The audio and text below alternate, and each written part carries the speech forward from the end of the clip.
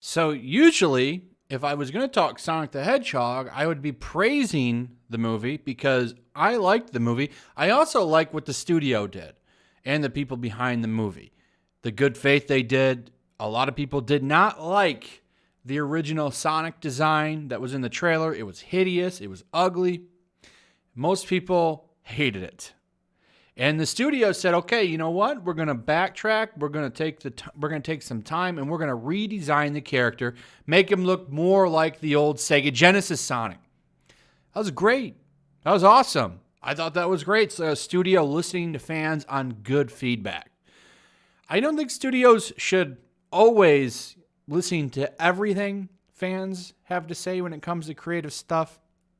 I think that gets confused sometimes, but for things like this, I think that the backlash on that Sonic design was justified because he looked nothing like the character he was supposed to be. Lots of fans voiced their displeasure with it, and the studio said, "Okay, cool. We're going to do something that you guys want. We're going to try to make you happy. Here's the new look," and everyone loved it. Everybody came together in praising it. Everybody. NPCs, normies, fans of the game, everybody said this is great, cool. Except for Shill Media, who said that it was toxic and wrong, and we can't do that. You should never listen to fans. You need to listen to us. We're the voice of the fans. We're the voice of them. So they hated it. Of course, they called everybody toxic babies and, the usual stuff when companies listen to fans. Because they need to listen to the Shill Media, the NPC media. That's the voice, right?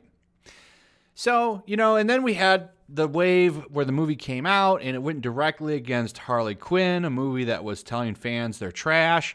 And lo and behold, the movie that respected fans did better. That was actually a really fun time on YouTube. Really fun watching that because you had the people desperately trying to sell Birds of Prey. You had people trying to say, I remember people were trying to say Sonic was racist and all this crazy stuff. It was a fun time. It was fun covering that. It really was. I had a really good time with the Sonic versus Birds of Prey stuff. And then, naturally, the movie just kind of came out of the conversation. There's nothing really to talk about until Sonic 2 comes up. But then this happened, and this is really confusing. And it's not just one channel. It's happened to 3 that I know of, which leads me to believe it's probably happening to a lot more. So this is Toy Bounty Hunters. I'll have a link to his channel in the description. Good guy, cool dude. I asked him to send this to me. This was his claim. Copyright summary and status. So his channel's not affected. He didn't get a strike, but he can't monetize the video. That's because Paramount Studios claimed the video. Now, what was he doing in this video? He must have been doing something wrong. No. His video is still up. I watched it. And in his video, all he does is talk about the trailer. But here's the thing. He doesn't even play the trailer. Now, what he does is something that I've done when I've done reviews on trailers. He skips around in it and pauses on a scene and talks about it instead of playing the whole trailer. It's a little bit of a different type of reaction. It's a safer one because usually that won't get you claimed. You don't have to worry about it. But they still did. Now, this isn't copyright. They don't have rights to this, but they're still claiming it. All right, so it also happened to me. I actually ended up deleting the video. I didn't feel like doing it. It was kind of similar to what he did, but I was going over reactions on Twitter. So Sonic movie redesign unites the internet, Puritans and normies united. I got copyrighted for full movie master. Apparently, me going over tweets on Twitter is a master of the movie. I don't get that one. I went and rewatched the video before I deleted it, and they actually claimed I couldn't figure out what it was. In the video that I made, there was a GIF of Sonic in the movie. There's a scene where it's the little robot that blew up the truck that he was riding in with the actor in the movie. And he was messing with it. I can't remember the exact contents of the scene, but it was literally like that in a loop. It was a GIF over on Twitter. And that got me claimed the entire video, not just 3 seconds like they're supposed to do. That apparently is the full movie master. It's a little strange because there was, and here's the thing, like it was a positive video. I praised them for doing the right thing and listening to customers, and it gets claimed. I didn't get a strike. They just claimed it for the 4 cents it made because that was an old video. And then they also have done this to John Campea.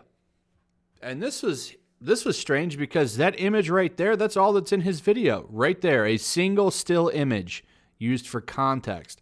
And you can see that's the old design.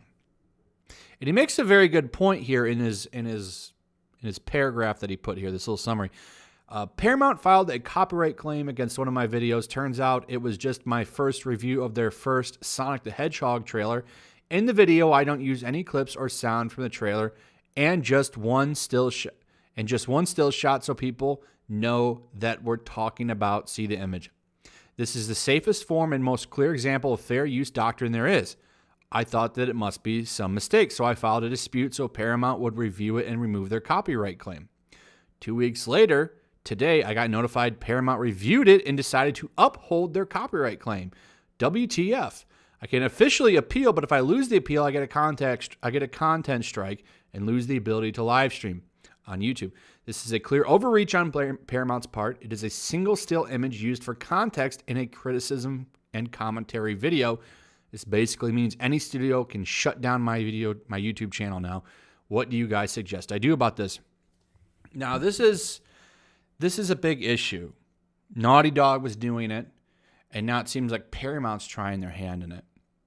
One thing that these studios don't like is they don't like bad criticism. Who likes bad criticism, right? Especially when you have millions of dollars tied into a product. This is why Naughty Dog was clearly trying to silence channels with all of the copyright stuff that they pulled when the leaks first came out. You had people just sitting there talking. They didn't say anything. They didn't have any images in some cases, I think, of heel versus babyface. It was just him in the video, not one image. But him just talking about it got a strike on his channel. It seems like, to me, studios are preparing to weaponize the YouTube copyright claim system. Or they're at least testing the waters. And I really don't get this because most Sonic videos, especially after the redesign, were all positive. So it's strange to me that they're using Sonic for this, but it's interesting also, like, why would you do this?